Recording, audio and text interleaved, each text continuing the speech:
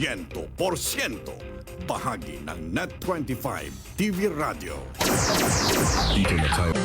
Good morning. Magandang umaga. Gising na, bangon na umaga na. Ngayon po'y araw na ng Miyerkules.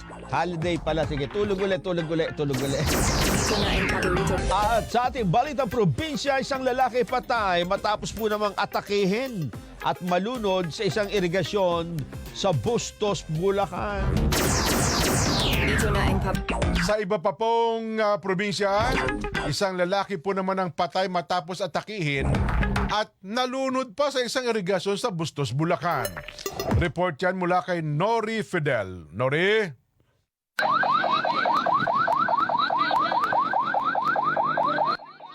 Hindi akalain ng mga kaanak ng isang 61 anyos na lalaki na mauwi sa trahedya habang nagbababad sa tubig dahil sa matinding init na nararanasan matapos atakihin at mahulog sa isang irigasyon sa barangay Talampas, Bustos, Bulacan. Ayon kay Michael Santa Ana, pasado alas 2 ng hapon nang mangyari ang insidente habang nagpapalamig ang biktimang si Eduardo Cruz ng nasabing barangay na dati nang may karamdaman at minsan nang na-stroke. Dito po nakaupo si Mang Eddie. Yan po sa baitang na yan, sa may nakalubog na yung paa niya dyan sa tubig. Nagpapalamig.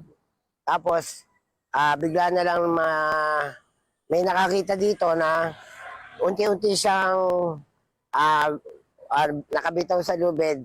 Tapos, inanod na siya doon, papunta doon. Pagdating ng Bustos Rescue, agad na isinagawa ang cardiopulmonary resuscitation o CPR. Subalit walang response ang biktima, kung kaya agad na isinugod sa pinakamalapit na pagamutan, subalit idiniklarang dead on arrival.